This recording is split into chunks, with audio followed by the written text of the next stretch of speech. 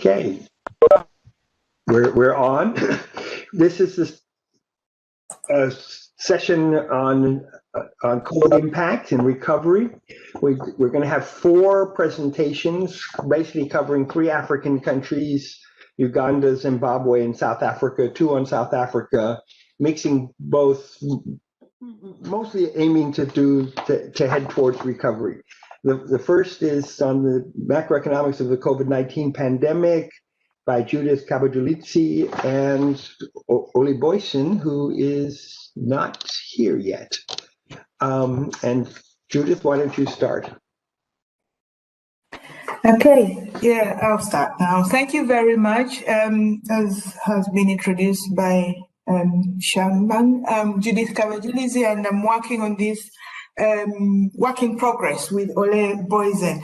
So in this study, we examine the macroeconomic implications of COVID-19 on the Ugandan economy. So we'll be design model scenarios to mimic the impact of the public health mitigating policies on the country, focusing on specifically channels via labor supply, labor productivity, government health expenditure, and remittance inflows. And then we evaluate sector performances and then the impact on welfare as well. So just to give you a brief background on the Ugandan economy, is basically Uganda, as many of you, if some of you don't know, is a landlocked country within the Great Lakes region of East Africa, and with a per capita income of $794 US in current terms, a very high age dependence ratio, a small share of the urban population, just at 24, but most notable that the primary sectors of agriculture, forestry, and mining employ a bigger percentage of the population, although they only contribute a small, less than a third, just about 24% to GDP, compared, for example, to 43% for services. So overall, the informal sector employs about 85% of the population. In terms of the COVID manifestation in Uganda, we followed, the country followed the international health regulations required and imposed restrictions in line with the global health requirements. And these COVID restrictions, of course, range from travel bans across borders, as well as domestic travel restrictions, suspension of social activities in terms of even education and training institutions that were closed down, even up to non-essential businesses being closed down. What I must say is that this happened on the onset, which it was March 2020, and then these restrictions were eased. Some of them were eased after 6 months. But before the economy or the country could open up, the Delta variant set in late April and is ravaging the country now again since May, and everything is back even with tougher restrictions. So it's a fluctuating kind of phenomenon that we're going to experience, as you will see, as you might imagine, that is happening in many other countries. So for now, we're back into lockdown again, schools closed, and all these restrictions back in place, and even more. So what we do is we employ the IFPRI model, extended to dynamics, recursive dynamics, and adopt it to the Ugandan economy to try and model the impact, mainly of the restrictions, not so much with the case fatality rate, because since the the onset of COVID, not many people have died in Uganda because of the population structure, mostly of young people. But the restrictions have had consequences, and even on the public health front, studies have shown that the consequences of restrictions may actually increase the disease burden from all other diseases. So we try to mimic some of those restrictions and see how these impact the performance of the economy. And we do that, we calibrate the model, the Ugandan model, to the SUM 2013. This is a Nexus SUM constructed in 2013, published 2016. And we mainly reconstruct the sums to suit our study objectives by reducing the sectors to the agriculture, industry, and services as seen, although the original micro sum has about is 58 sectors. In the sum, we maintain the factors disaggregation because it rhymes with what we intend to model. And then we also maintain the household disaggregation. The model horizon is from 2020 to 2030. We take it for those years because the effects of COVID are going to be felt over a long period of time. Some of them do not necessarily manifest immediately. I saw yesterday in some of the sessions, people were modeling on a monthly basis, month by month, and so on. But given the Ugandan's economic structure and the population structure and so on, so some of these effects or impacts will not be felt until after some years. So we designed a baseline growth path that depicts the economy as it would perform without COVID-19 from 2020 to 2030. So basically, to note here is that we calibrate the capital growth at 5% per annum to generate a growth, a GDP growth that is consistent with the IMF economic outlook. So the IMF economic outlook with COVID effects depicts that GDP will grow at between 5 and 6.4% for the years 20 to 25, down from the 7.5% growth realized in 2019. And so we assume that this growth of between 5 and 6 will persist up to 2030. And that GDP growth is generated with a 1% growth rate in labor productivity and total factor productivity growth rate at that rate. And then for the other consumption and foreign savings, government consumption and foreign savings, we follow the historical growth in the national accounts.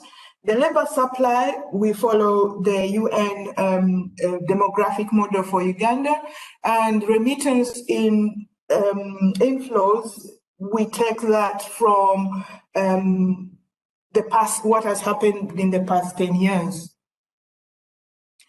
And then we design counterfactual scenarios in labor supply growth, where what happens is that when during the lockdowns and COVID restrictions, we see labor people moving from urban areas to rural areas.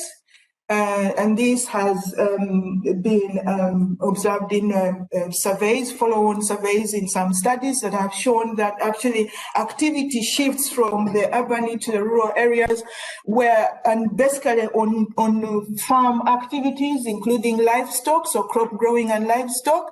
And in some cases, we have seen man hours increasing 100% fold. So that's one survey that showed that. So what we do is increase these the initial growth rate by 50%, then we're saying that even after lockdown eases, say after 5 years or so, we'll see that some workers will remain in the rural areas on the newfound activities and will continue in that instead of reverting to their former self before the lockdown. But this is because of the nature of the economy.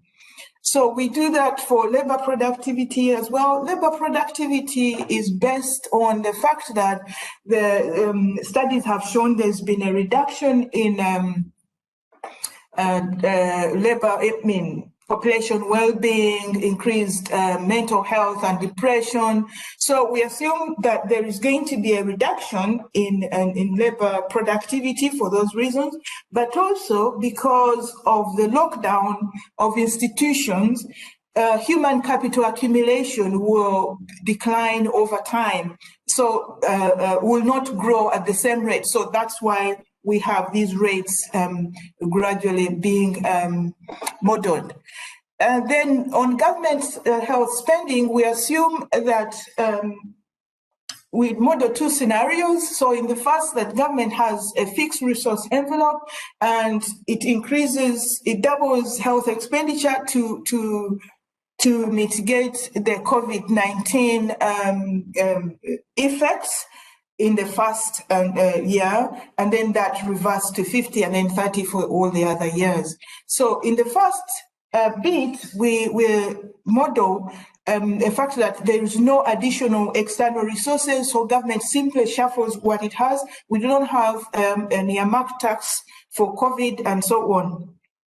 But we repeat that where we assume that after some time or government will actually mobilize external resources in form of foreign aid. This foreign aid could be concessional loans or grants. We don't differentiate that at the moment. And then we also follow the remittance inflow growth decline in growth. So very quickly, I'll take you through what happens with those. So first, sector performance, obviously there is growth in all sectors and all scenarios, as you can see. However, our interest is in understanding whether the COVID-19 had an impact on the growth rates when compared to the baseline growth path. So then we present results as deviations from baseline. So here, the various sectors and the various shocks are displayed here, but I would like to draw your attention to that. The economic activities, when we assume there is increase in non-tertiary rural labor,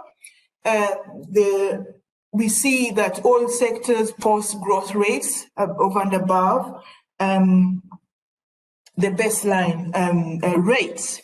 However, when we combine these with all the other shocks, which could be happening at the same time, we see that the other shocks generate basically negative growth rates for individual sectors, and that the increase in non-tertiary rural labor is not sufficient to mitigate on its own is not sufficient to generate enough to spark growth. One of the reasons that could explain that is that we have inadequate or underdeveloped physical infrastructure networks. So, for example, the poor road networks that are required to facilitate easy movement of goods from rural areas to markets, lack of processing and storage facilities, and so on. So the limitations are impeding the additional the movement of shifting of activity to rural areas as well and labor to have commensurate expansion in the entire economy. Of course, there is evidence to show that a stock of infrastructure assets is positively associated with economic growth, and basically that productivity effects of transport infrastructure tend to be higher for roads.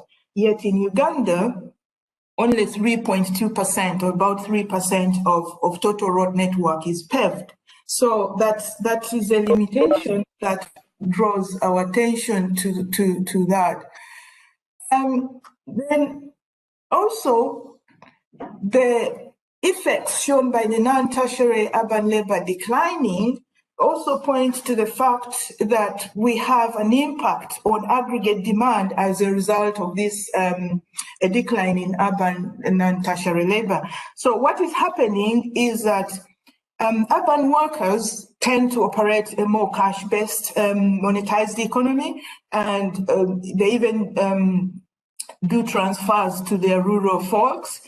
So compared to the rural counterparts who survive on subsistence, for example. So a reduction in the growth rate of this urban labor implies a decline in their labor income and potentially declining consumption expenditure. So then the cutback in that consumption expenditure will generally lead to stockpiles of goods in retail and wholesale shops, then in manufacturers' warehouses, and eventually farms will cut back on more goods, on production of more goods as a result of that. However, I would also like to draw your attention to the expansion in the machinery and equipment as a result of these COVID restrictions. This sector tends to expand much higher over and above the baseline rates, and this could be attributed basically to the shift in the lifestyles or shift in the how people live and work over time as a result of COVID effects. So, for example, they are buying machinery and equipment such as electricals, computer accessories, and so on to facilitate online learning, for example, and home working, but also farming tools and equipment to combine with the additional labor now, which has shifted to the rural areas for farming activities. So, moreover, this is also supported by the fact that the Q1, I mean, the top quintile, the fifth quintile of the population are the highest demanders of machinery and equipment. And these are more likely to purchase equipment to suit the changes in lifestyles induced by COVID restrictions. Another point to note is the expansion in the health sector. Of course, when the government increases spending in the health sector, it means expansion in production, because government is the consumer and producer of healthcare. Now, intriguing is that this expansion in the health sector does not spur commensurate expansion in other manufacturing or in manufacturing of those goods and which are healthcare inputs. So, for example, we see that in chemicals, so healthcare commodities are not growing as the domestic sectors are not growing as the healthcare expands. What does this mean? So it implies or would suggest that the inputs into the healthcare production are largely imported. That's true because Uganda produces maybe just about 10% of medicines that it consumes. So this has implications for the industrial policy for Uganda, especially that there is a ready market demand. So probably governments could be thinking of how they might want to improve local manufacturing of healthcare inputs wherever feasible. And the impact on trade, the impact on trade, imports and exports performance is a reflection of the pattern of trade in Uganda. As you can see here, exports by region and imports by region and percentage share. So the African region is the main destination of Uganda's exports, and the Asian, topped by China and India, are the major imports. So what we see here, growth in exports could be attributed to the fact that Uganda exports a significant amount of agricultural products to its neighbors. And much of this trade happens in informal border crossings, and this data is collected by the Uganda Bureau of Statistics through surveys. So the import and exports, or the export business, especially of agricultural products, continues throughout COVID restrictions because it does not go through the official customs documentation that would require offices to be open and so on. So this is likely to be the reason why we see exports growing here. Then the impact on welfare, very quickly as my time is running out, what we notice here is some level of resilience when we have positive growth rates in equivalent variations, especially when you have non-tertiary labor increasing. And this is basically because that majority of households are, as shown in the social accounting matrix, earn most of their income from ownership of land for agricultural crops and capital for crops and livestock. So these activities are mainly rural-based, and they continue to operate even during COVID restrictions. So, moreover, the agricultural sector in itself employs more than 60% of Ugandan's labor force. So these households are able to earn, to maintain their income. However, I would like to draw your attention to the impact on welfare being most felt when there is reduced remittance inflows. This is because households tend to use their remittances. There's evidence that remittances are used to smooth consumption during bad times, mainly household consumption expenditures, but also on basic services such as out-of-pocket payments for healthcare and so on. So any reduction in household remittances for those households is likely to generate negative effects.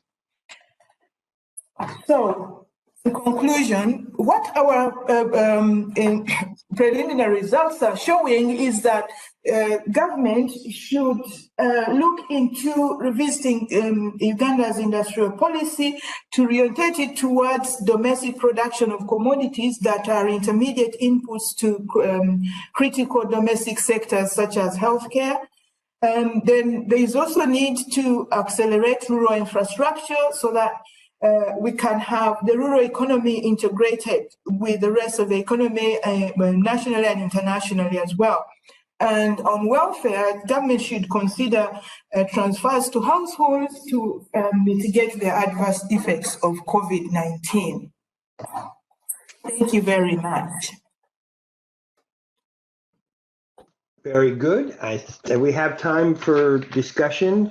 We can run till basically 9:03. So we do have time for discussion. So anybody has participants, I mean, you can put it in the chat or note in the chat, and we can call on you. So there is a way to.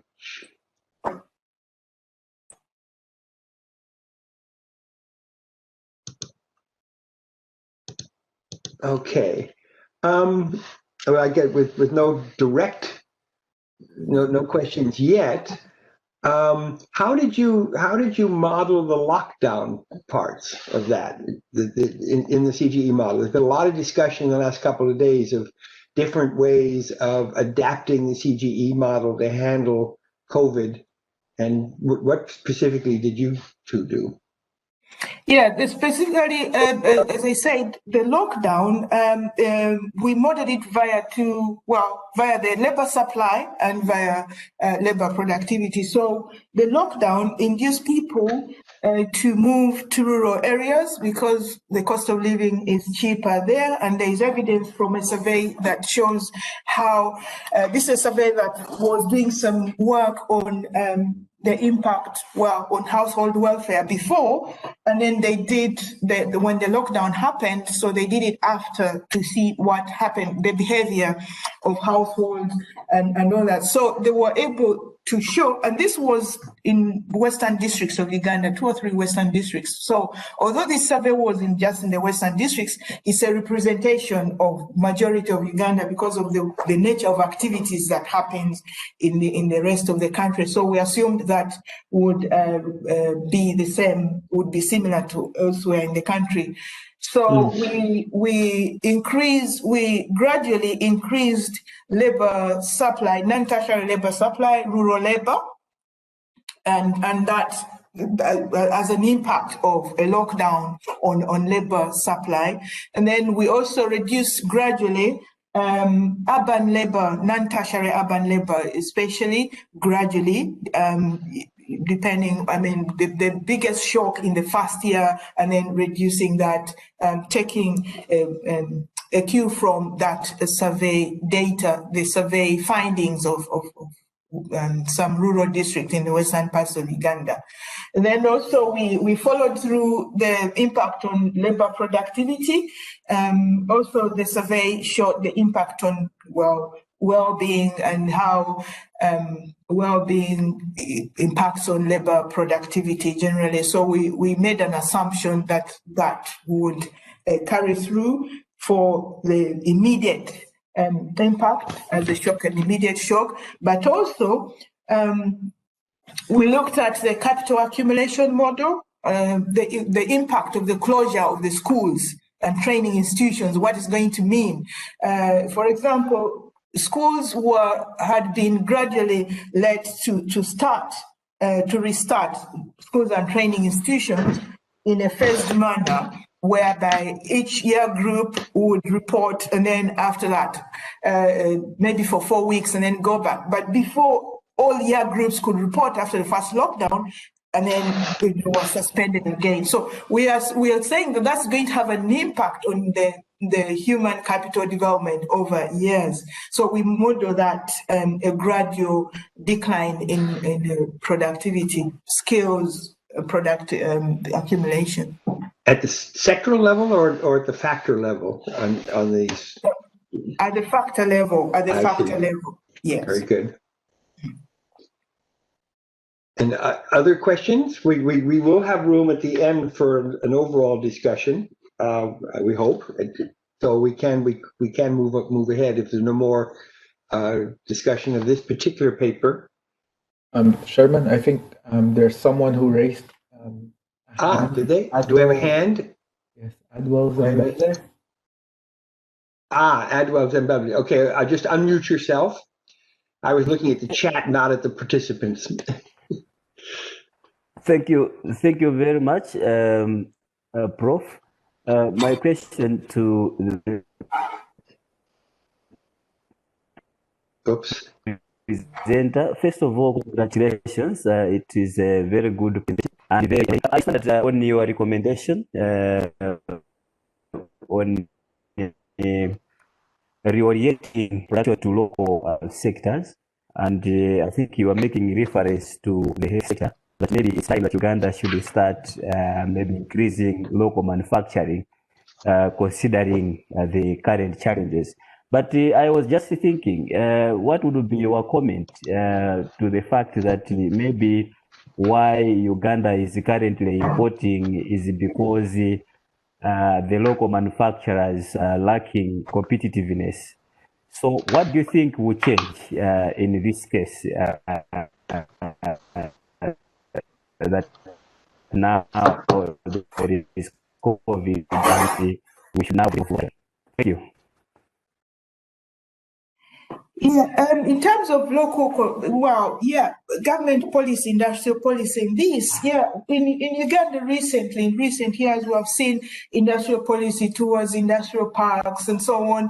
But Not saying that whatever they're doing is not well thought through, but this could be an addition, to promote the kind of commodities that are required that can also be produced probably at less.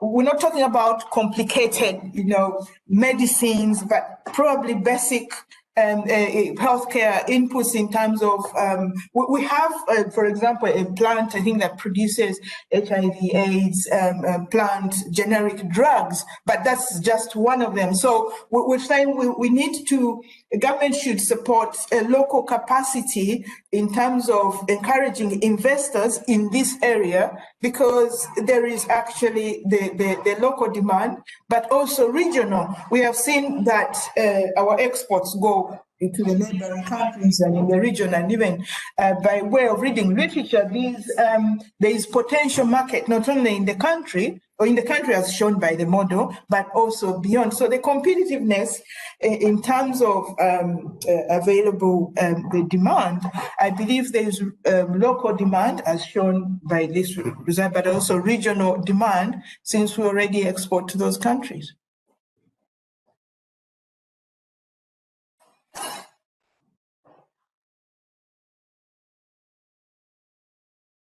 Shaman, you're muted. Thank you. I don't see any hands, and the chat is nothing in the chat. So I think we can move on to the second paper by Margaret Chittika on modeling of gender inclusion, COVID-19 recovery, focusing on recovery for Zimbabwe. Margaret, can you get yourself set up? Thank you very much. Let me share. I hope I will succeed this time.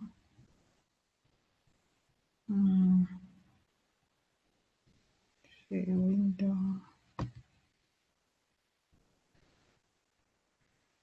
Do you see my slides? Yes, we do. So can you get it into slide present? There you go. All right. Thank you very much for this opportunity to present. As was introduced, my name is Margaret Chittika. I'm working on this study with Ramos Mabugu, with Helen Maisonave, and Martin Henzeler.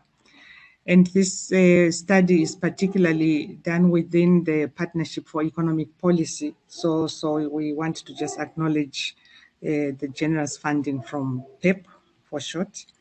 I will talk about, firstly, in terms of my outline, I have the objectives, just slightly the context and the literature.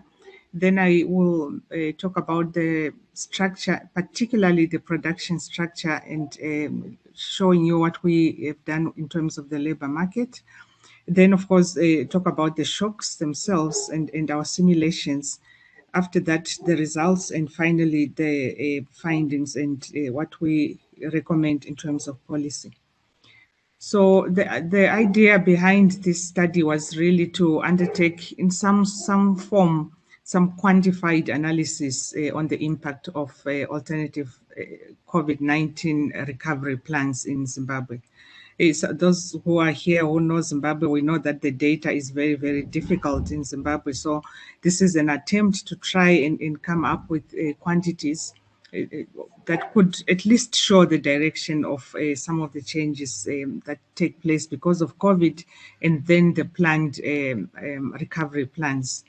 We will look at mitigation plans, we will look at recovery plans, and then we will show you a recovery that we are also, shall we say, imagining that could also assist in the economy.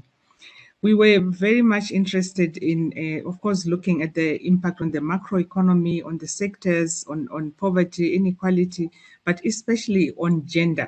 And in particular, understanding whether there are differences in impact between men and women. For the Zimbabwean case, the only data that we could find for social account metrics was that data set that Rob Davis and colleagues have produced for 2013, and we simply then just updated on the macro side to 2019 figures. And we also use for our household, for our micro simulation, the PISIS data, which is a household survey for 2017. in terms of context, just like in the case of the paper presented just now on Uganda, and as we all know in the world, 2020, particularly here in Africa, was a difficult year. In Zimbabwe, particularly in March, is when the first COVID case was identified, and Zimbabwe moved quite swiftly to try and contain the virus by various policies, which we've seen throughout the world. In particular, lockdown, of course, was one of the main policies, as well as various hygiene policies as well. So looking at that, we are interested to understand, as many of us are trying in this session, what would have been the impact of COVID-19, and then given that Zimbabwean economy, like many others, also responded by trying to stimulate the economy. What was the impact of that? What is the impact of even a more medium-term, short to medium-term recovery policies? Just why we are interested in looking at the gender disaggregated impacts is because in Zimbabwe we have quite different, interesting differences between men and women. I would say interesting, but this is also quite common in African countries. So women dominate lower education categories, including having no education at all. They are less represented in paid employment. They dominate service-related sectors, including in agriculture. They are mainly working on family enterprises. They earn less, they work less hours in paid employment compared to men, and they face higher unemployment rates. They have lower income. They are generally in fragile sectors, as I mentioned, such as in agriculture and informal agriculture, in various services and care economies. We have seen from the literature that in general women are hit harder than others during such disasters or pandemic as COVID-19. This is shown in the literatures of WTO, ASCONA in South Africa, Postel and Cassell's work, and also CAPO, and many others simply endorse this fact that women tend to be harder hit because of the way that they are employed in the different sectors, mainly informal, mainly agricultural, mainly lower skilled types of employment. And so again, this adds further impetus to us wanting to understand, in the particular case of Zimbabwe, what were the gender disaggregated impacts of COVID. We know it from the literature as well that we don't have enough evidence in terms of studies, and this is what Perez has shown, that in general, out of the Ebola, for example, and Zika work that had been published, there was not much written in terms of the disaggregated gender impacts. So again, we hope that we make a small contribution towards this kind of literature. So because we are very much interested in gender, and because of the situation in Zimbabwe itself, we have disaggregated, and I will show you now our sectors into agriculture versus non-agriculture sectors. And looking as well in terms of regions, the rural versus the urban regions.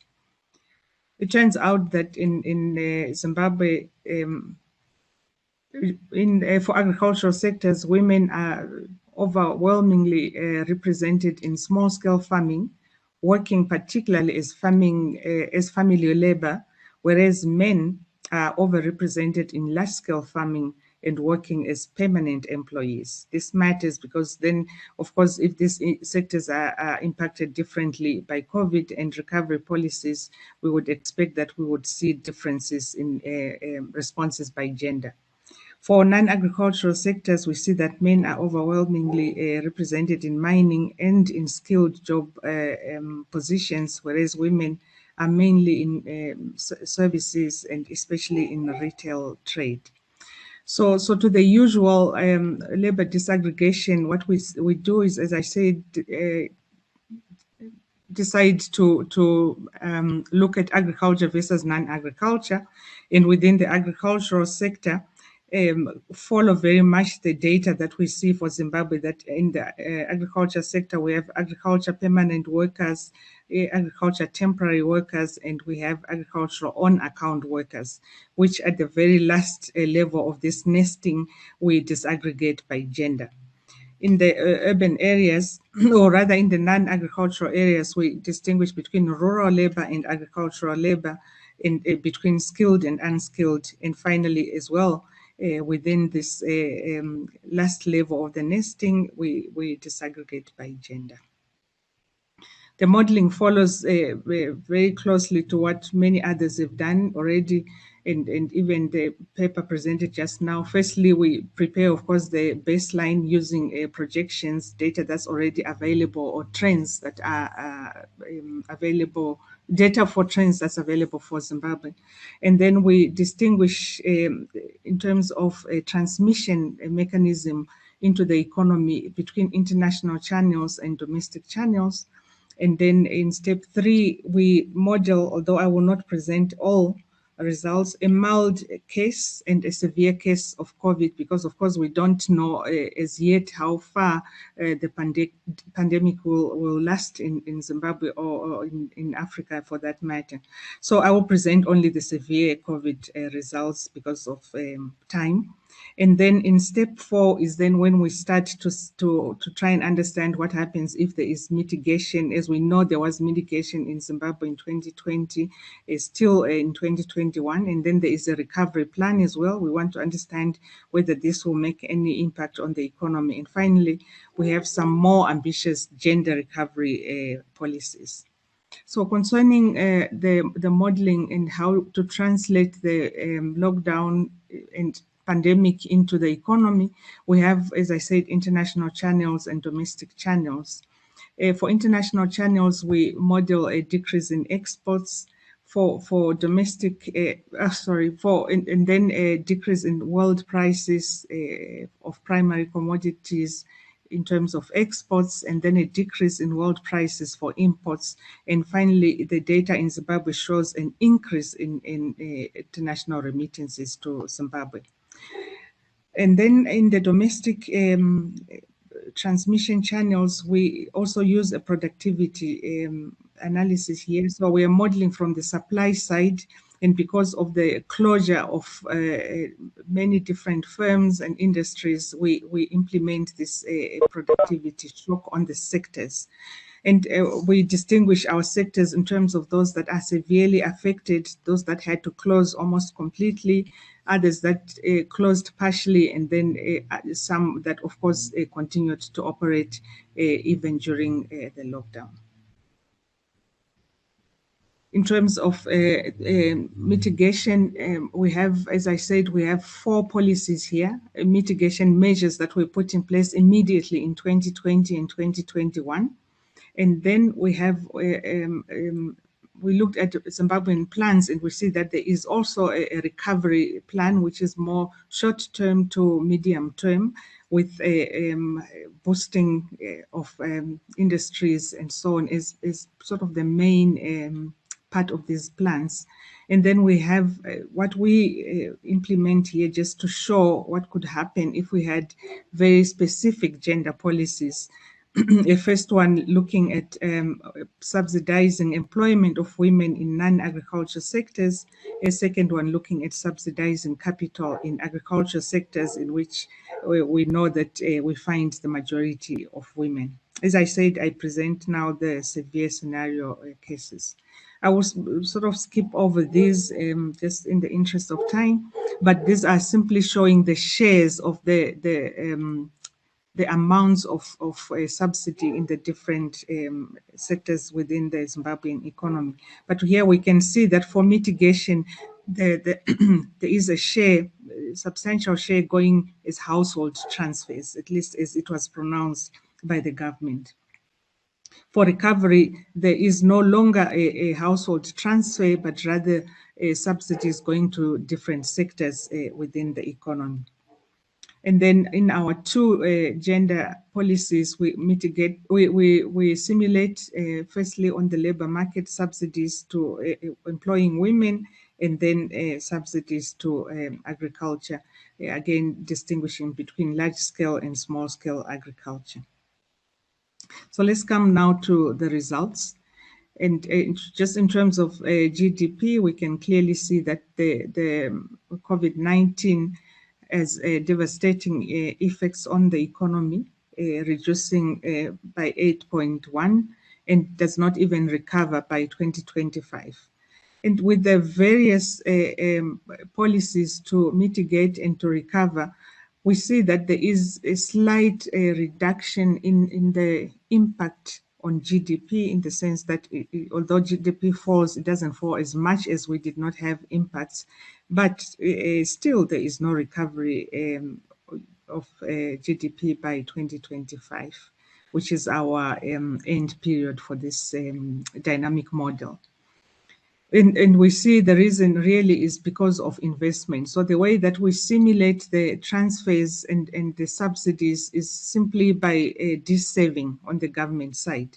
And obviously for the future, I can already say we want to try and see if it is possible for government to raise funding in some ways, one way or another, and that we need to get a little bit more from policymakers what the possibilities are for Zimbabwe to do that.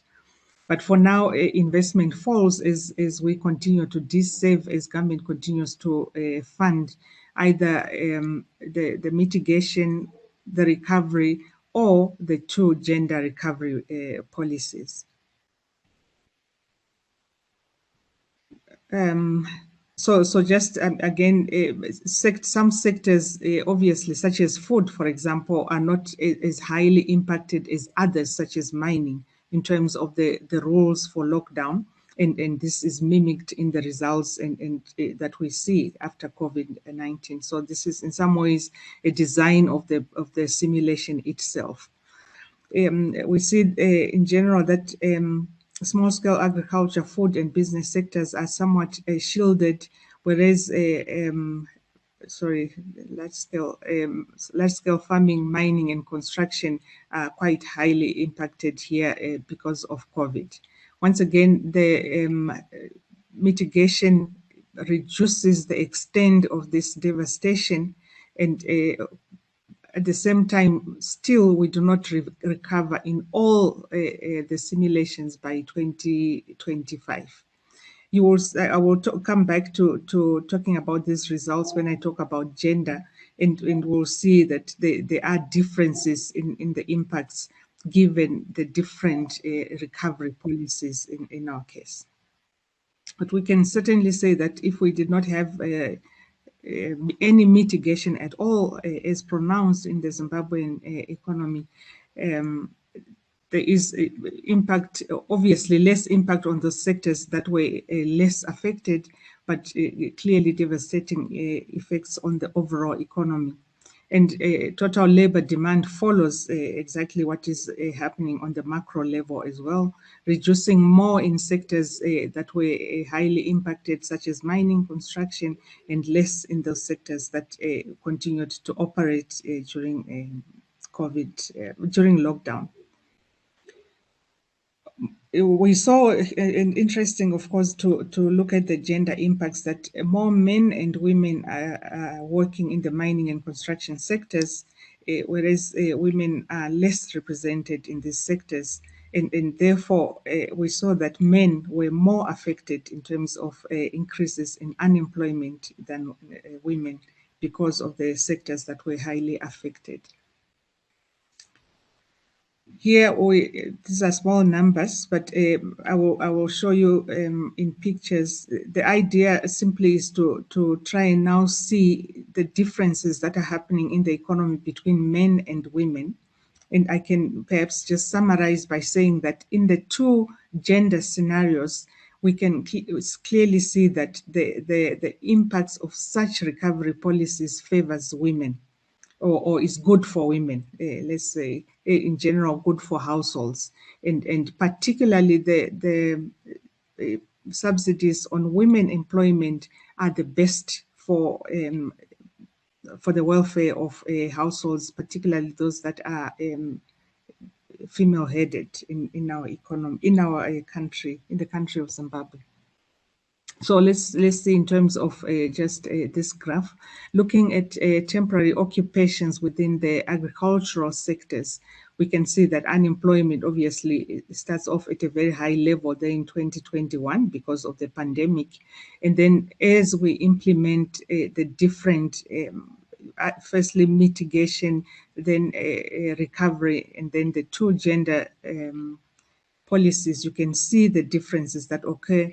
From 2022, employment starts to recover, or unemployment reduction is lower, and eventually catches up by 2023 to what 2025 to what it would have been without the pandemic.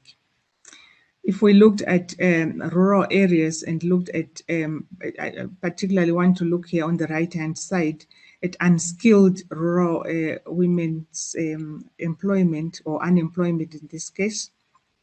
So of course, unemployment starts off by increasing, but as you put in place different measures, you see that unemployment reduces, so there is an increase in employment in the economy. But what's interesting for us was that for this gender one scenario where we are subsidizing women sectors, we can clearly see that the impact is much better than in any of the other recovery policies. And we thought that this was perhaps a potentially interesting result, to the extent that such a policy would be able to be implemented in the Zimbabwean economy. And this happens even in the rural area, although it's difficult to see here in my graphs. Concerning firms' incomes, we're not surprised to see that this follows obviously what's happening in the different sectors. In 2021, income is decreasing in the different sectors, but it shows a recovery once the subsidies are put in place in the recovery policy, as well as in the gender-sensitive policies. So this does indeed favor production because obviously of the subsidies that the government would implement in these different sectors.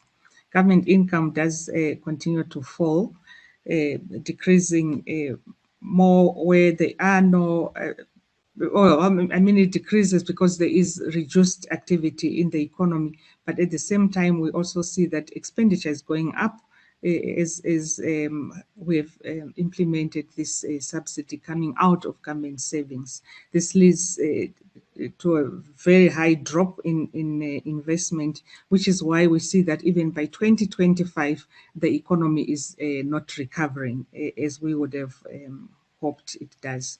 Obviously, as I said earlier, if we had a policy that also took care of investment at the same time that we are having subsidies on the economy, or that financed this in a better way, we would have different results. The increase in the unemployment rates and the drop in wage rates in the sectors in 2021 will lead to a decrease in income of households and consequently their consumption as well. During the mitigation scenarios, we saw that the incomes of households did increase. Firstly, of course, mitigation did transfer income to households, so this was good for households and good for consumption. But as we continued with other policies of recovery and as investment fell, and as the economy's performance also deteriorated, we saw that the incomes also followed that same trend. Finally, let me talk to welfare and in terms of poverty. Again, too many numbers here, but I can summarize by saying that what we see is that in the urban areas, there is an increase in the number of people who are poor, whereas in the rural areas, we see a deepening in poverty. Overall, we saw that in the whole economy, poverty has increased during COVID. And although it decreases by less because of the various mitigation, recovery and recovery policies, it does not come to let's say it decreases or is less impacted. Poverty is reduced in some instances in the case of rural areas because of the predominance of women in rural areas and because of the specific gender policies that we had implemented in the rural areas. So again, giving us a small indication to say that if policies are targeted, particularly in this case towards women, it is possible that you could also have a bigger impact on poverty in Zimbabwe. Concerning inequality, and here again, I must emphasize that what we did was we simply took the CGE results into the micro data. We did not so it's a top-down kind of modeling. In this case, there is no bottom-up modeling. We saw that with no response, there was an increase in inequality in the severe case of COVID that we had modeled. And this reduces quite substantially with policies that try to mitigate the pandemic. Why? Because it is mainly the poor, the lower income households that are benefiting from these types of recovery policies. So just to summarize, and I will not say all this, I see that my time is also running out. It seems to us that from these preliminary results, if we targeted policies towards women, this could have a positive impacts on not only on women, but also on the whole economy. So it might be worth it for the government to think seriously about such types of policies.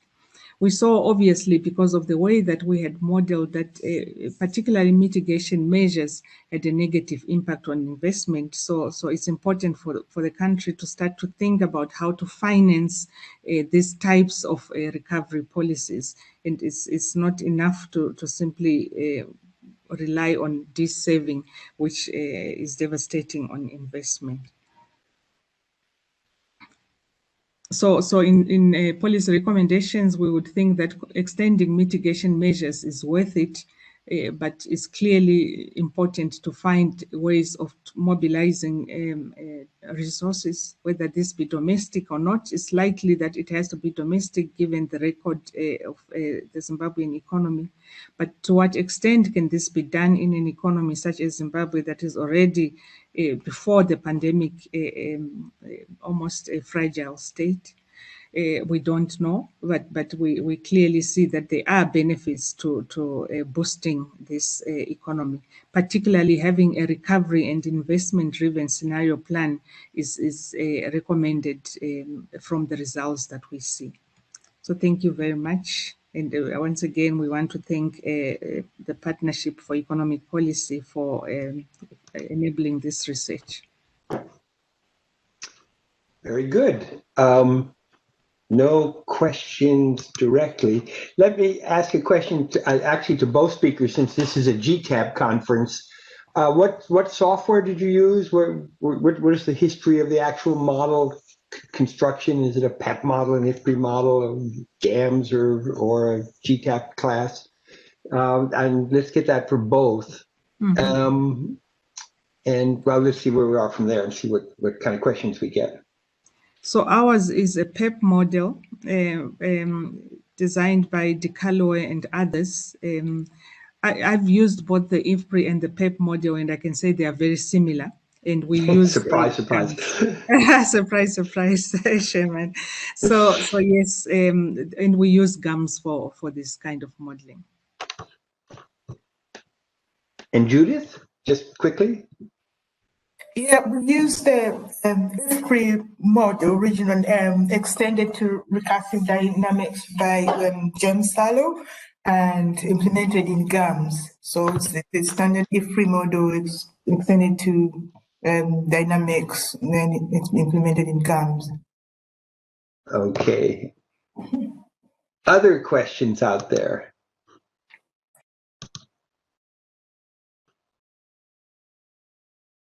Here we go. From Adeline, thank you for the great presentation. Can you further explain the rationale for the model assumption that global commodity prices decrease in 2021 and 2022, did you have specific commodities in mind? And that's to everyone. So it's for both presenters. Oh no, I'm sorry, to everybody in the chat, but anyway.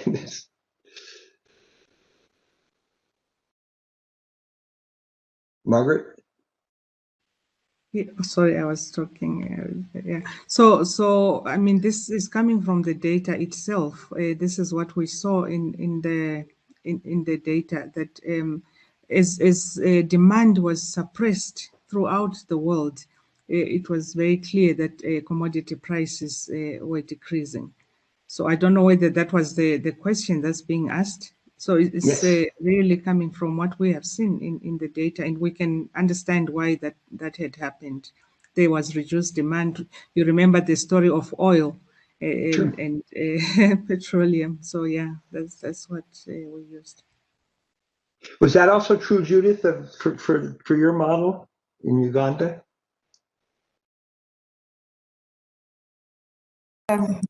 Sorry, Sherman. What's The question is what you noted the world trade collapsed, and that was captured in the Zimbabwe model by lowering world prices for commodities. Is that what you did in the case of Uganda or not?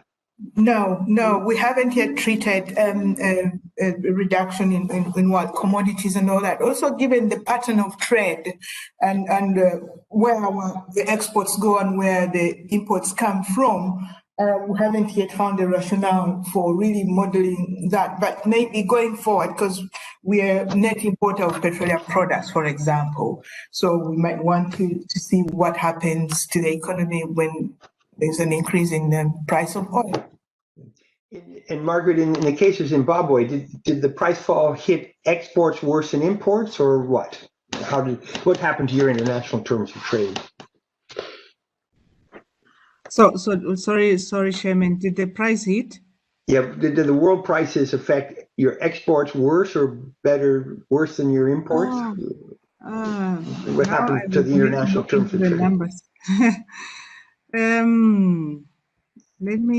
What we modeled, let me just go back to the table that I had shown. So the decrease in exports, for example, for 2020 was minus 27.2%. Wow. Whereas, yes, that's the numbers that we got.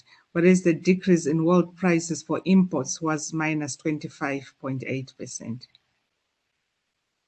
So I don't have I can't remember the exact proportions of each of these to say exactly which one was impacted more or other, but you can see that the hits are quite big, according to the numbers that we got, yes. Yeah. See if there are any other participants.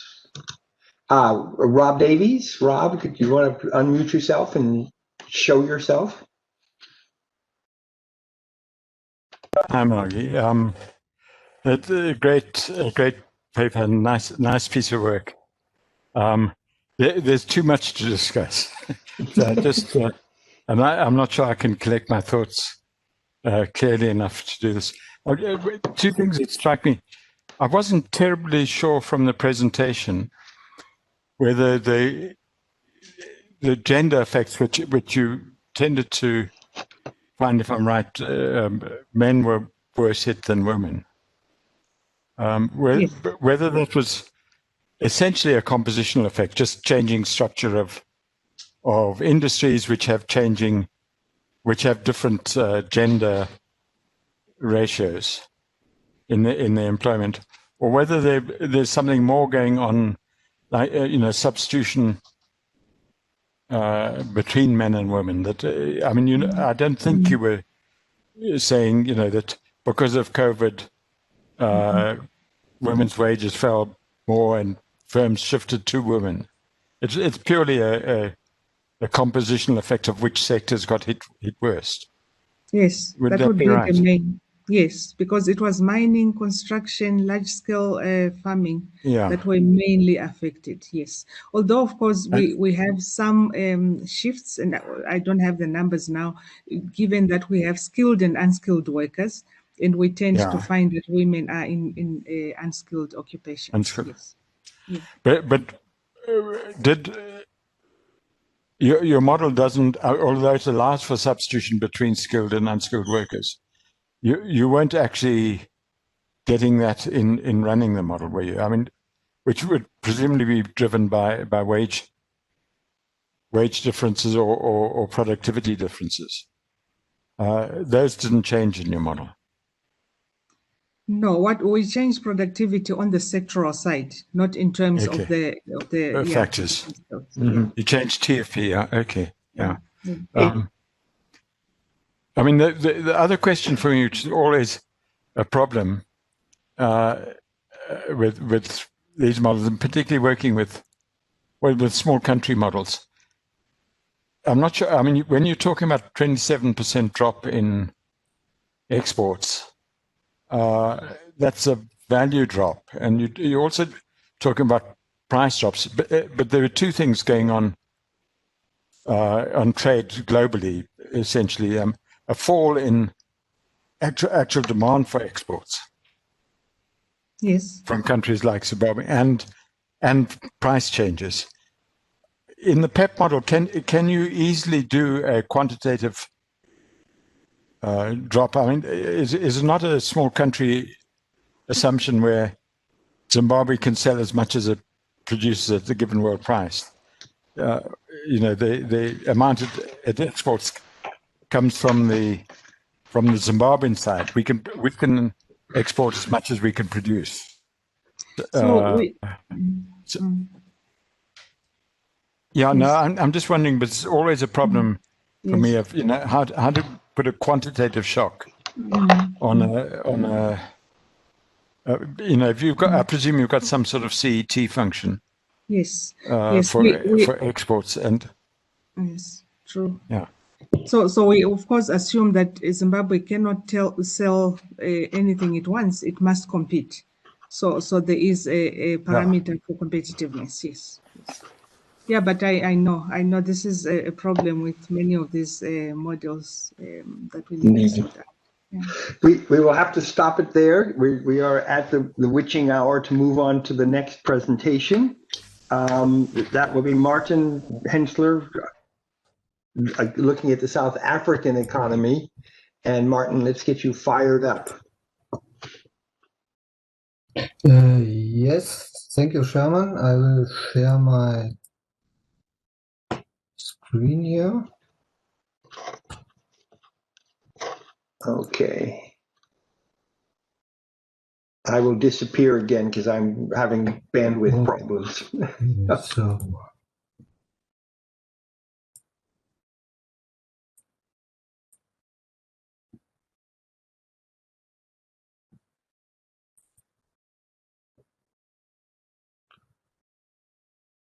I have computer issues at the moment here. I don't know what is going on.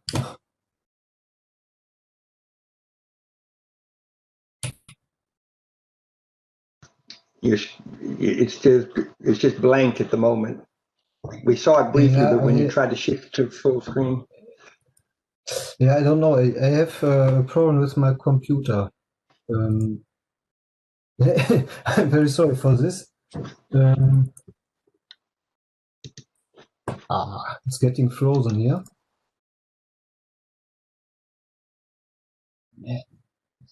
There you go. You're back. Yeah, okay. But not full screen. Yeah, I'm trying to. It's not reacting yet.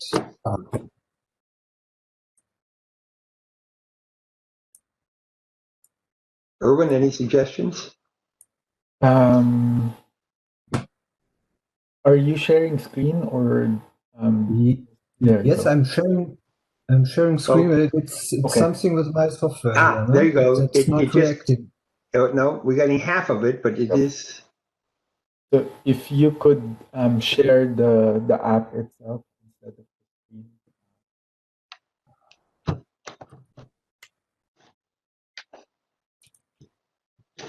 So I have here really a problem with my. I will now close. Well, if you have to show it in not full view, just go ahead and do that. Or you can or you can send it to me and then I'll share it and then just At the moment I'm very sorry. I'm even not operatively I cannot navigate in my PowerPoint. I think I need to close all the apps at the moment. This is really a bit. Now we're seeing half the screen.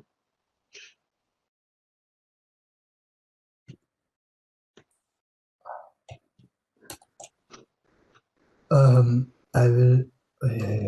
This is really.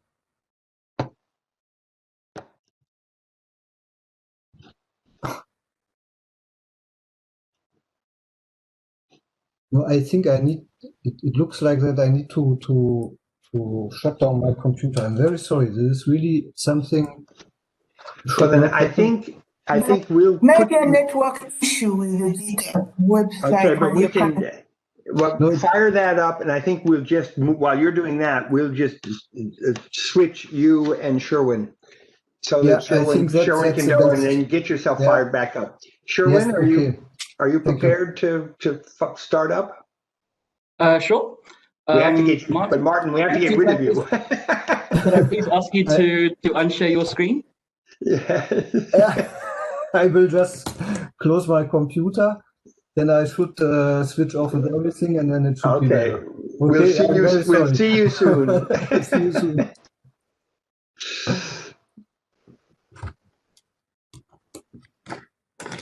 Okay, Sherwin, over to you. All right, thank you. I'm going to share my screen now. I'm not sure what happened there. It's working. Is it working? There you go. All right. You're up. Fantastic. All right. Good morning, good afternoon, and good evening to all the participants in the session. My name is Sherwin Gabriel. I'm a researcher at IFPRI. I'll be presenting our group's work on modeling the impacts of policy scenarios in South Africa to support vulnerable households and assist the economic recovery of the short term following the pandemic. This work builds on past research in which we estimated the potential impacts of the most restrictive part of the pandemic lockdown in South Africa, and also compared its effects with the experiences of 3 other countries, as Sherman presented yesterday. Before I move forward, I'd like to gratefully acknowledge financial support from the German Financial Ministry for Economic Cooperation and Development through GIZ, the South African Reserve Bank, and PIM, the CGIAR research program in policies, institutions, and markets. Like most countries, South Africa was negatively affected by COVID-19 and measures to constrain its spread through restrictions on movement and economic activity. Indeed, recovering from that is urgent, but for as long as COVID-19 remains a serious public health issue, it seems likely that some of those restrictions may still be enforced. South African authorities have lifted many restrictions, following a level-based system informed firstly by the extent of infections and secondly the pressure that this places on the health system. Many firms have benefited from the reopening and have adapted to the regulations. However, a large number of firms, workers, and households continue to be marginalized from continued restrictions on contact-intensive activities or persistent low demand because of cautious behavior. Thus, it's clear that although some actors in the economy have been able to move forward, others, notably poorer households, unskilled workers, and firms that rely on tourism or investment demand are being left behind. In this research, we describe the recovery that's happened in South Africa thus far and use modeling to examine the impacts of social policies to support the poor primarily and also to stimulate the economy. Now, South Africa's most restrictive lockdown, referred to as level 5, started in late March 2020 and continued until the end of April last year, before being eased to level 4 and level 3 in subsequent months. Now, with that, GDP fell by 17.8%. In subsequent quarters, some activity was restored, with GDP now at around 3% below 2019 levels. Now, this hasn't been the same experience for employment. National statistics suggest that the initial impact on jobs at 13.3% wasn't as large as GDP, although it's likely that official employment numbers don't exclude furloughed workers. Still, the improvement in employment hasn't matched that of output, suggesting, as has been the case in recent years, that the employment elasticity in South Africa is less than 1. Current employment is at levels last seen in 2013, and the official unemployment rate at 36.2% is the highest recorded in post-apartheid South Africa. Now, these aggregates hide unevenness of the recovery at different sectoral, skill, household, and spatial levels. The distributional effects have been studied by many other researchers, but I'll provide some brief illustration here. So on the left, we have the recent trends in production by broad sector relative to the 2019 average. Most industrial sectors, as well as trade and transport services, were hit quite hard initially, although many have returned close to pre-pandemic levels. However, construction and transport services have recovered a little, but they're still quite weak relative to other industries. And this comes from a lack of investment amid continued uncertainty, as well as caution in passenger transport.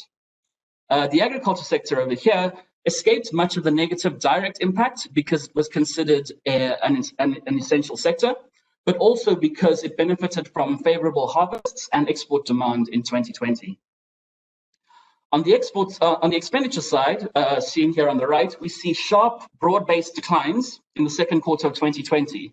The sharpest of these is a decline in gross capital formation, initially reflecting a deep decline in fixed investment, and later a decline in commercial and industrial inventories as household consumption and exports recovered quickly after sharp falls in the second quarter. Now, in 2018 and 2019, the level of inventories to GDP was roughly 10% of GDP. That's since fallen closer to 8%. The improvement in household consumption at the aggregate likely masks large differences between household groups because more than half of aggregate consumption represents the spending of the wealthiest 20%. And here we have another example of the unevenness in the impact and recovery. Overall manufacturing fell around 57% in April 2020, which, as I mentioned, is the most restrictive part of the month of the lockdown. But we observe a large variation of these impacts when we take a look at the subsectors.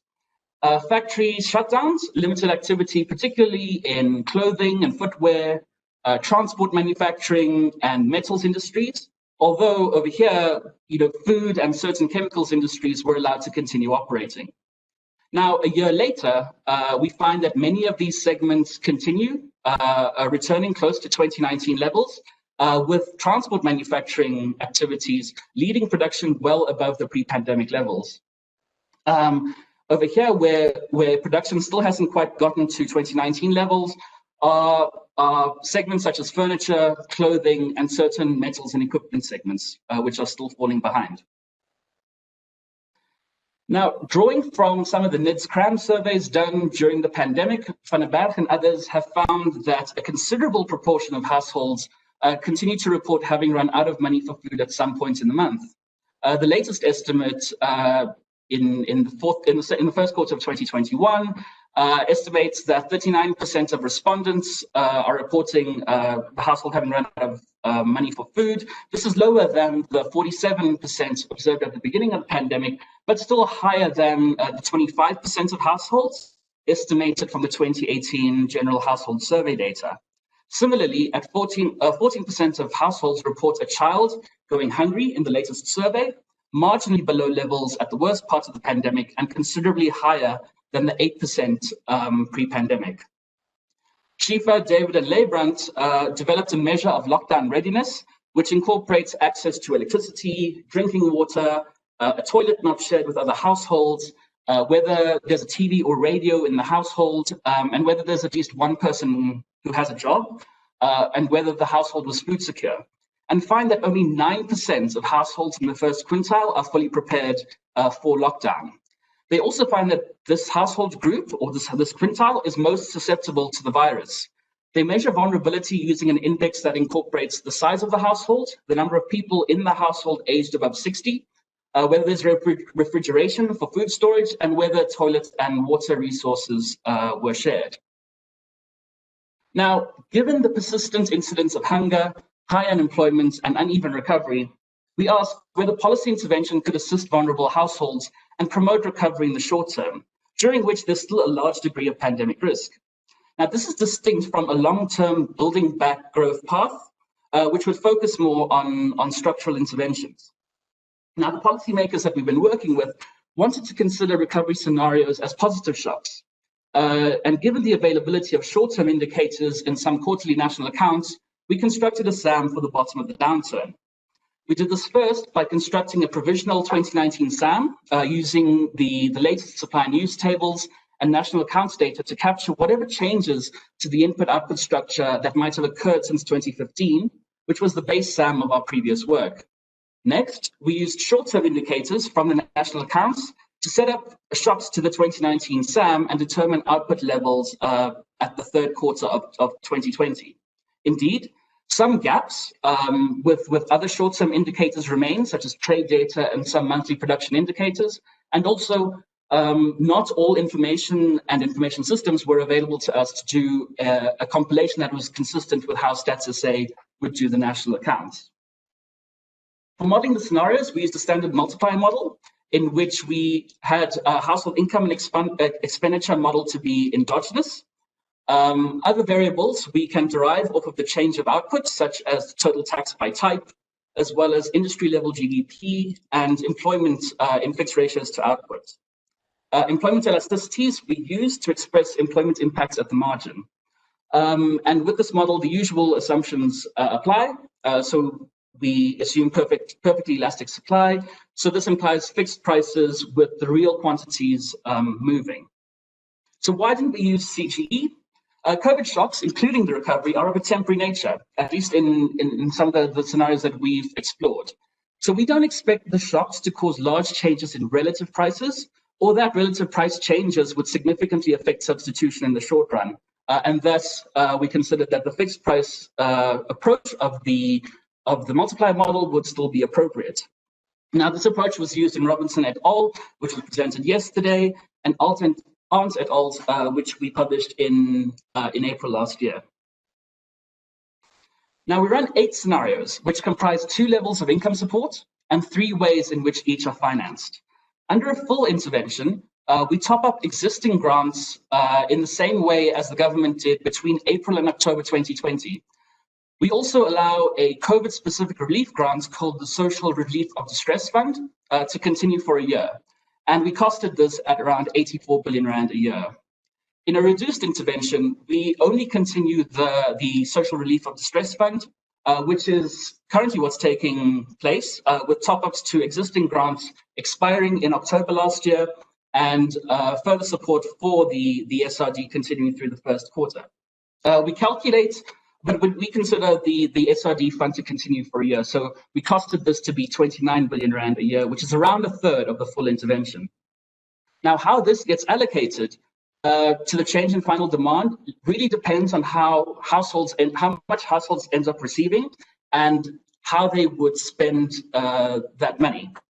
Now, in here, we've got the distribution of the different grants by different household deciles. So you can see here that particularly the COVID SRD and the child support grants tend to go the way of the poorer 40% of the distribution.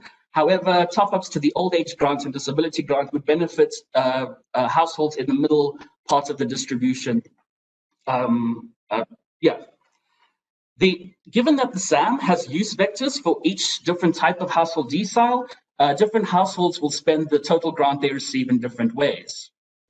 For each of these, we considered an equivalent amount from either government savings, government expenditure to fall, or an increase in direct taxes on the top decile as a way to fund the intervention. So this covers 6 scenarios, and in another, instead of transferring directly to households, we considered a wage subsidy, which transfers the money to primary and middle educated labor instead of specific household groups. We only run the scenario with the reduced government savings financing option.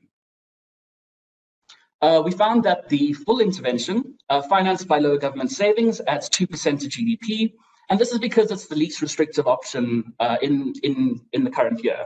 It's because we've kicked the repayments to some point in the future because we've increased debt.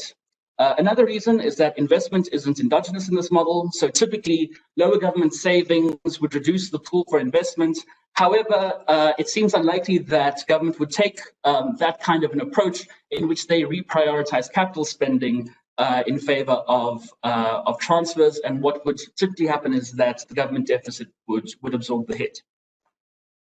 When financed by higher taxes, we found that the intervention still positively affects GDP, but by a lower amount at 0.7%. This is because the tax reduces the disposable income of wealthier households and dampens how much they contribute to aggregate expenditure. Now, interventions financed by a reallocation of government spending negatively affects GDP. Now, a big reason for this is that the financing option removes spending of current expenditure, spending that would have taken place this year, and gives it to households who might save some of that disbursement. Also, government tends to have a lower import intensity, so the positive impact of consumption gets offset by opportunity costs of government spending. The wage subsidy shows similar but slightly lower impacts to GDP, adding 1.8%. Households that benefit from wage subsidies typically fall in the middle to upper end of the income distribution, which has higher propensities to save and import. So this represents leakages from some of the in-year spending. And finally, over here, under the reduced intervention, we find there's a similar pattern across different financing methods, albeit at a smaller level because the size of the intervention is smaller. On a sectoral perspective, we find that the types of sectors that would benefit from the increased spending would be food, transport, clothing, utilities, health, and education services. And this is in line with household spending patterns in this part of the distribution. So the question comes, does the intervention address the unbalanced recovery that I was speaking of earlier? Well, it would appear partly. So the stimulus effect on footwear and clothing, which we identified as one of the lagging segments of manufacturing, does promote production there, but as well as the improvement in transport services. But at the same time, it also augments some sectors that have been regarded as winners from COVID-19, such as the food sector, which wasn't subject to closure, as well as the agricultural sector. And this is mostly because of how the support is likely to be spent on food.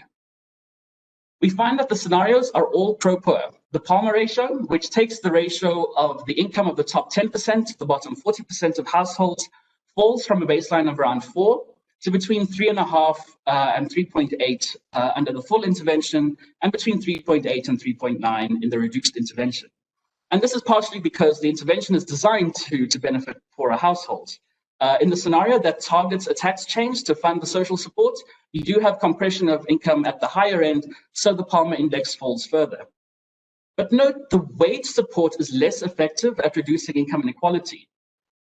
This is because a lot of that support is likely to go to middle educated workers, most of which are found in the 6th to 9th income decile. So much of the direct effect of the wage support will escape the lower 40% of the distribution, and that's why you have a smaller reduction in the Palmer ratio. We did some ex-post analysis on what the interventions could do to government debt. In all scenarios, we found that the level of debt would increase. When financed by government savings, government debt increases by design. But in all of them, although increased consumption can increase indirect taxes, the reduction in direct taxes because of lower spending by wealthier households in the tax scenario, or by government in the reprioritized spending scenario, can offset some of these gains. But in scenarios where we saw an increase in GDP, the increase in GDP was larger than the increase in government debt that we calculated, thus leading to a reduction in the government debt to GDP ratio. Admittedly, this is a simplified view, and it does require closer analysis of government debt dynamics that would incorporate the impact of things like servicing the debt, the cost of the debt, currency composition of the debt, and sovereign risk premia, and how these may interact with each other. So to wrap up, I've got 2 minutes. There's an urgent need to reverse the negative impact of the pandemic and lockdowns. Although this has been taking place faster than initially thought, it's benefiting some parts of the economy more than others, and that's important. We identified that investment-linked, tourism-linked, and contact-intensive activities are among those falling behind. And with it, the slow employment recovery points towards a difficult challenge in restoring and creating jobs. Poorer households remain vulnerable. Multiplier and other economy-wide models help us trace the indirect effects of policy action. And although many of these results appear obvious to us practitioners, it's still important to explain these pathways. For as long as a shock is very sudden, or a policy action isn't expected to cause significant distortions in relative prices, multiplier models are a useful tool because allocative choices are unlikely to be influenced by temporary movements. We also demonstrated scope for targeted social policy support to assist the poor and to support recovery in the sectors that produce the goods and services that poorer households buy. So indeed, who receives the support, how it gets paid matter, but in the scenarios that we demonstrated, they're all consistently pro-poor, with a noticeable decline in one indicator of income inequality, the Palmer index. And from our back-of-the-envelope calculations, we found that in many of the scenarios, GDP gains more than offset higher the government debt. And although this needs further analysis, it appears that if inflation expectations can remain anchored at low levels, the interventions could benefit poor households without jeopardizing debt sustainability. And with that, I think my time's run out. Thank you very much for your attention. Very good. Martin is still having problems, I believe. But anyway, we'll continue on to discussion. Here is an extensive chat. Oh, from Victor. Next forward. Hi, Sherwin. Thanks so much for the comprehensive presentation. I have two questions. How much of GDP or total government spending does the intervention represent? And considering that inflation has been one of the lowest in South Africa in 2020 with a dip in April, how would you justify not using price effects in your analysis? Just for info, with our CGE analysis for Kenya, we have obtained a pro-rich type of recovery, especially on food security. Comment, Sherman? Sure. Okay, so I don't have GDP figures in front of me, but at 84 billion rand, this accounts to about 0.5% of GDP. So 0.5%. Yeah. So the largest the largest intervention, the 84 billion rand, would be less than 0.5% of GDP. Considering that inflation has been one of the lowest in South Africa in 2020, with a dip in April, how would I justify not using price effects in the analysis? I think that the important part is that there's a lot of slack in the economy. So although manufacturing production is not using a lot of capacity at the moment, we don't expect that the increase in consumption, particularly on an injection that's going to have this fairly small impact on GDP to create enough price tension to get to a point where producers are changing how they allocate factors, for example. And hence, yeah, it still seems appropriate to use a multiplier in this. Okay, anybody raising a hand? Margaret has got her hand up. Yes. And I think Rob has his hand up from the last time. Yes. Thanks very much. Sherwin, this was very, very interesting for obvious reasons to me. So thank you so much to you and your co-authors. Just a question. I do understand your reasoning concerning this being a short-term kind of shock and therefore using this particular tool. But I wonder, when you start talking about recovery, are we now not more or less going into the territory of longer term kinds of questions. In particular, when you use government and you use government savings to fund some of these initiatives, do we not want to know in the future what happens in case we mislead policymakers by saying, oh, this is a wonderful kind of way to go? So just a small question from me. Thank you. Thanks very much, Prof. Margaret. I think that's a valid question, because if somebody sees that this is a successful policy, particularly in what it does to inequality and supporting vulnerable groups, there does come the case that it might end up being permanent. And in that instance, it does become worth taking a look at whether this distorts some kind of allocation, particularly. Well, firstly, whether there's a price effect. Secondly, if these things, for example, how do you deal with tax morality if it's going to be financed from a specific group? So indeed, if we're considering, at least in this illustrative scenario, a temporary increase that would expire after a year.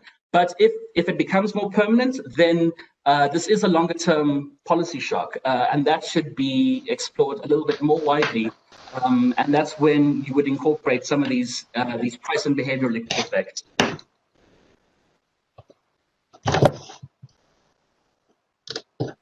Okay. Chairman, Martin is still struggling. Sorry, he just sent me a message again. I'm not sure. Still struggling. Well, then we can continue this discussion and see if Martin can get back in. Let me make a point now. We have seen in the GTAP conference in these 2 days a number of models of COVID shocks. And now the interesting question is, how do you approach that? In the CGE models, how do you get that CGE model to embody a shock? The two we've seen today, and I suspect Martin will do the same, but I'd be curious to hear from him. You approach it by just hammering sectoral productivity to really hammer them, and basically banging around in the factor markets. Another, what you got from Sherwin is an approach of using a SAM multiplier model where it's a fixed price model, and you assume basically fixed prices, linear quantity adjustments, and all linear coefficients everywhere. That's also been widely used. IFPRI's used that in a number of countries, and I've seen others.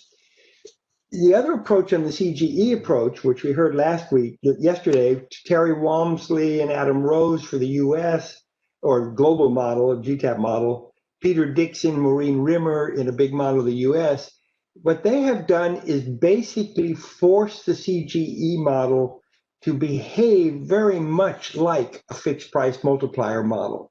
In the case, what they've done is done exogenous shocks on the demand side. So they do shifters in all the demand functions.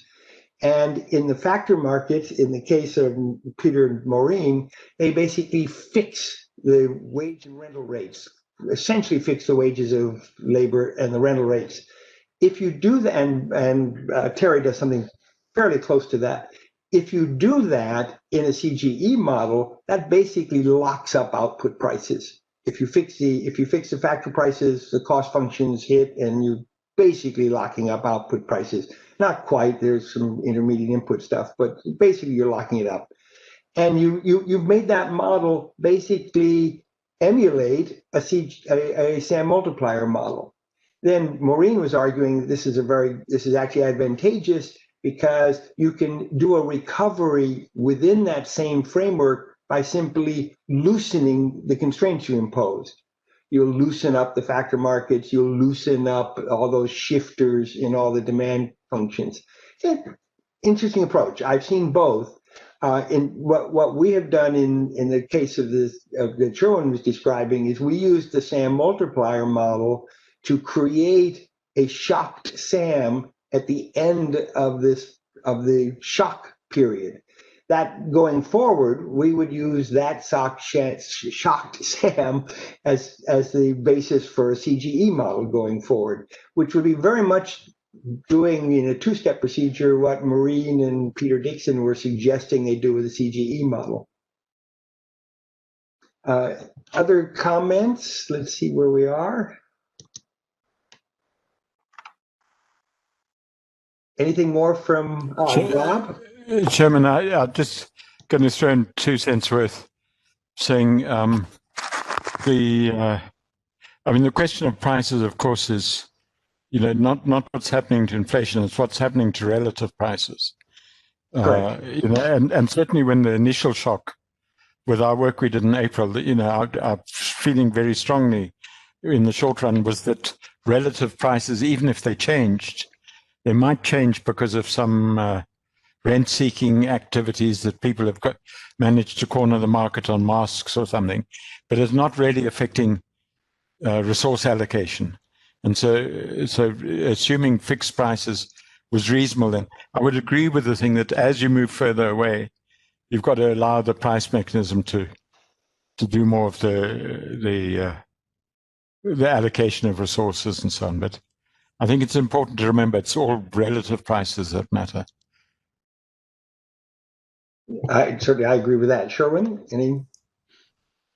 Yes, and I agree with what Rob's mentioned and what you have as well. I think particularly as one thing somehow the CGE model is busy reallocating resources, it's happening on that relative price. So particularly if you need to incorporate some of these price trends in the short run, it might give you a distorted view.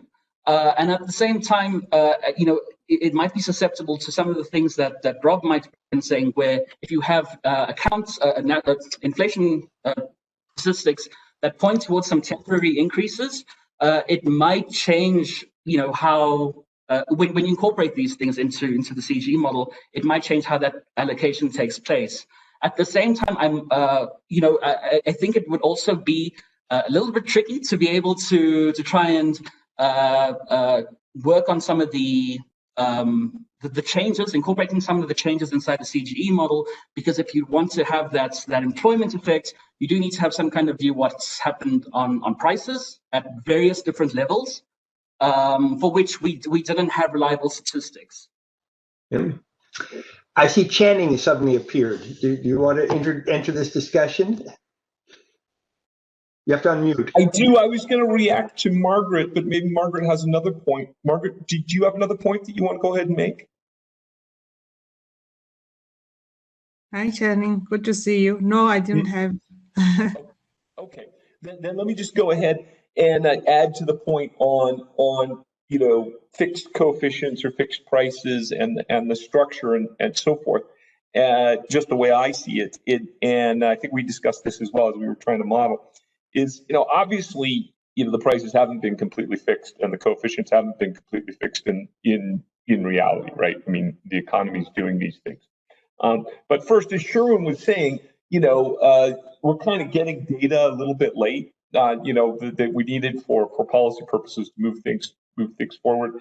Then and then second, it's sort of a lot of work to really match exactly all the structures. Rob and we tried really hard, but the sort of the kicker, I think, is we're talking about recovery, we're talking about going forward, and we have the notion that probably most sectors will go back towards sort of where they were, but they won't drastically change their nature, and some will. So we take a lot of work to put to capture kind of some of the structural changes as we're headed down into the the low end of the recession. Then in many ways we have to take them back out again as we're heading back into recovery, and it just didn't seem sort of worth it. I think the last point that I want to make, and I think Sherman probably made it. I had a different meeting and in his, is just how well these multiplier models have been doing. Broadly, it's really been quite good. And I think a big point in all of this is that certainly went into a very Keynesian world in April, May, and beyond, and I think that explains why The decline in GDP was so intense because those multiplier effects were dragging things down. And then why, kind of the recovery was a little bit, was faster than expected, as sort of things loosened up and a little money was dropped into the system. The push was substantial coming back, but we're still at in South Africa, some sectors at or above where they were before, but really 3% below 2019 levels. This is almost middle of 2020. That's a lot. That's probably, if it weren't for what happened in April, that would be, we'd be down, that's comparable or worse than the global financial crisis, probably the worst recession that South Africa's had since the Great Depression, really. So we're definitely still with a lot of slack in this economy relative to normal time. So those are the points that I wanted to jump in. And I hope, Margaret, that helped to kind of build on your answer to this question. I think Sherwin's done an absolutely great job with this presentation and with the responses. Thanks. And in the U.S., for example, we are talking about a V-shaped recovery from this crisis, which we hope by the end of this year will get us back to the worst of the 2008 recession. So,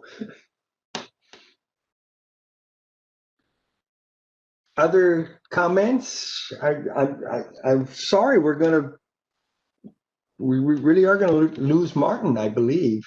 So we can continue, or we can break early. Any other general discussion?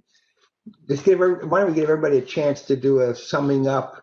And Margaret, do you know anything about the PEP model that Martin is presenting? We can read the paper, I assume. Yes, that's what I suggest, that we read the paper. He's still struggling with Wi-Fi, unfortunately. But the paper is there. Mm-hmm.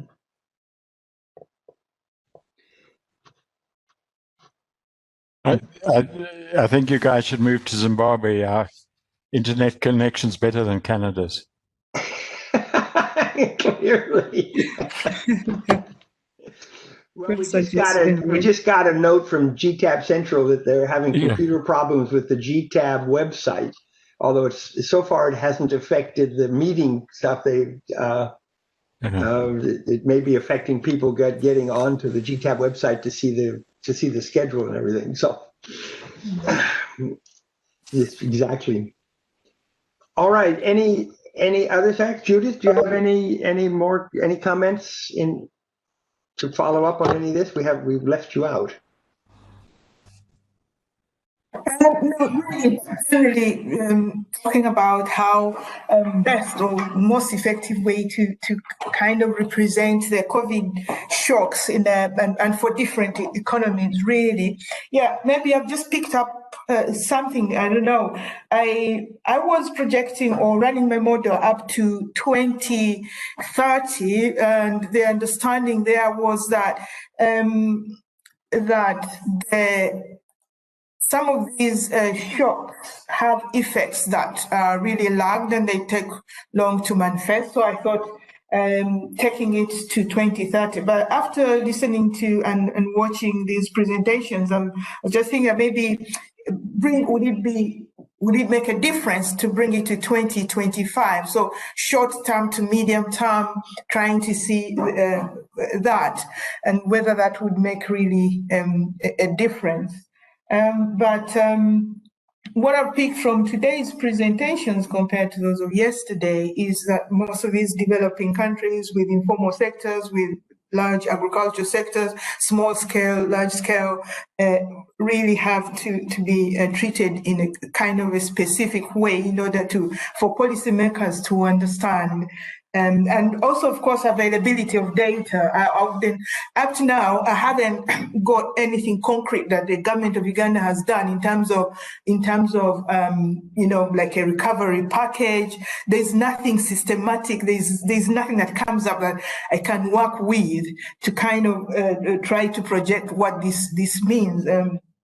What I know, well, they were proposing, what the president proposed is to inject money in what is UDC, Uganda Development Corporation, I think, and bank, something related to the bank, so that traders can access that money, soft loans in terms of, but then that affects a small amount of traders. Here we're talking of informal sector people who are so many and employing very many people, small businesses employing 5 people here and there, and they wouldn't be eligible to access that package because of the complexities involved. It would only be big companies. Then since this week, I've been hearing about an intervention for households, but I think they're still grappling on how exactly, because in Uganda there's no central database to know the most vulnerable. I know we have the Uganda Bureau of Statistics does this national household survey, but when it comes to pinpointing which households really need this rescue package in order to survive, they're still grappling with that. So I was wondering whether maybe make an assumption and put there something so that it comes out and I show policymakers, okay, but the issue here is not the package, it's about how to identify the vulnerable households so that they can target them correctly. So there's really a whole lot of a problem understanding the workings of the economies of developing countries, especially low-income countries like Uganda. But of course, it's interesting to always add on whatever is out there. I think I've seen a report by the UNDP local office in Uganda trying to do also some projections on macro modeling, but certainly not CGE. But it's really quite a challenge. But yeah, so basically that's how I can summarize this.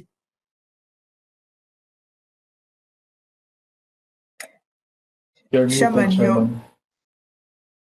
I would not skip going out to 2030. I think it's going to be very interesting to see what the persistent effects of this is.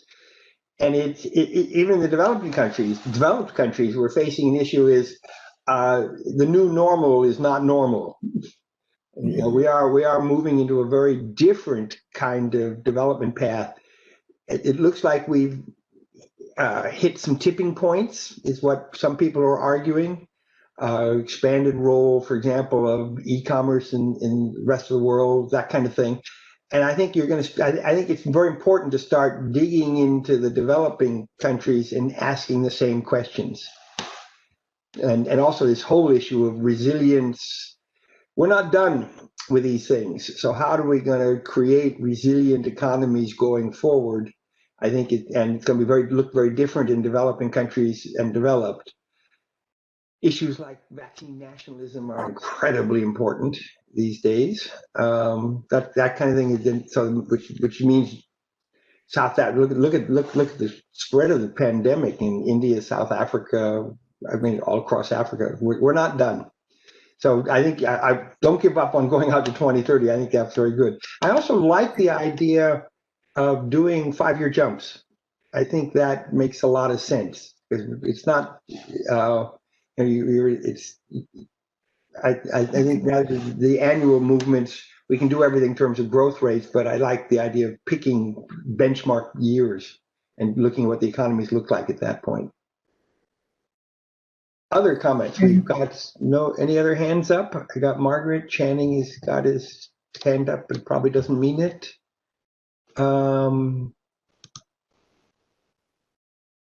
Ginger, yes. Well, Purdue is having a networking problem, not affecting WebEx.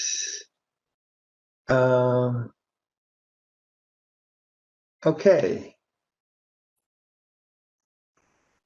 So anything else, or should we just break early and everybody can go get a cup of coffee between now and the next session, or try to figure out how to find the next session?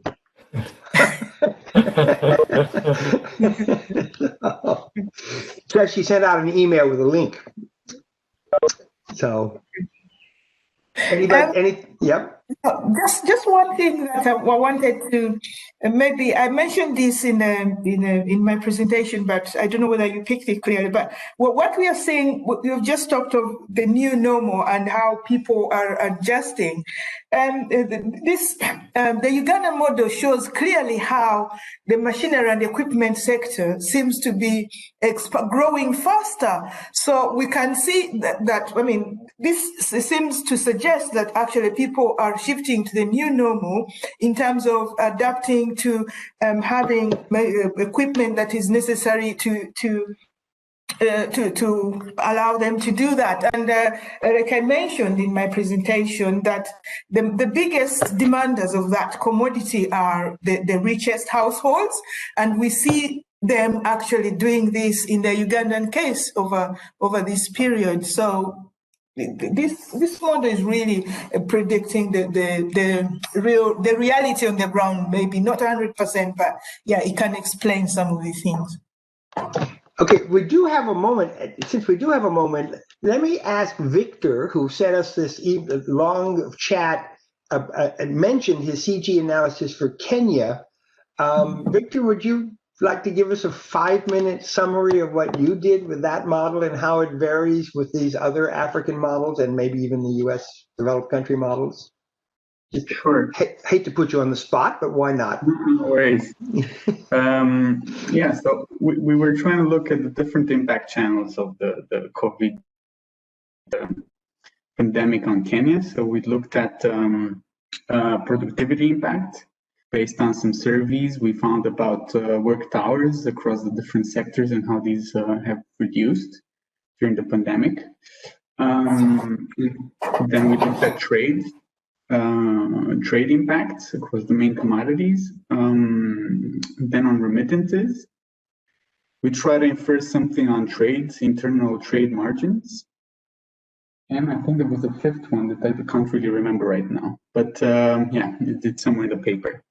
And then, so we simulated that, and then we looked at what the government did to recover. So the different spending packages that they had, which included, well, a non-negligible amount for safety nets and food security programs, and how these were allocated across the different household groups.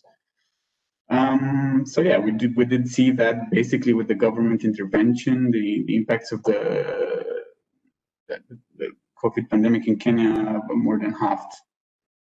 And then we also coupled that with the microsimulation module, and then we looked at of food security, and we looked at the impact of the different well, the income percentiles to see the food recovery, food consumption recovery, based starting from the CG model results, and then implemented that into a microsimulation. And this is where we saw that actually, well, demand picks up, food demand picks up with this government support, but it picks up at the higher end. So some of the the poorer households, they change their food composition. But obviously also factored in the price effect. So obviously the final demand and the final demand for the different food commodities changed because of this relative price changes. And what's the software you used? What was the model structure? Well, for the microsimulation or for the CG? CGE. CG, it was our in-house JRC, in-house, the Metro model, which is an extension of the Stage Dev. I was about to say that's Stage. That's okay. Something looks very familiar and very similar to the others. And then the way you approached it, you did it. It sounds like you hit it with these productivity shocks rather than trying to make it emulate a fixed price model. Yeah, so we went the other way around. So rather than shock at the demand side, we looked at the supply constraints. Right? So right. And then we try to factor in the overall income effects resulting from that. That certainly seems to be the two ways. Those are the two ways we're seeing it. It does feel like doing it that way seems very appropriate for really hitting these very poor countries with enormously big informal sectors and such. Anyway, I can see an argument both ways. Any other? Yeah. One last interesting finding. Sorry. So the fifth channel was tourism, and that was important. And with tourism, what we did find was that, well, tourists eat a lot of meat. And the question was, what happens to all that meat production when you no longer have tourists? So it did have some price effects going on there. And, well, the CG model was telling us that there was more meat consumption by the local population because of lower prices. There we go. Okay, now I think anybody else has comments? I think, and nobody else has a hand raised. I think, Erwin, we can close this down. Yes. See if I can find the next session. Goodbye, all. Thank you very much. Bye. Thank you very much. Thank you very much. Thanks. It's a very interesting session. Good to see you, Margaret. Very interesting session. Okay. Yeah, well Thank done, you, Sherwin. Judith. Nice session. Thank you. Thank you, Sharon.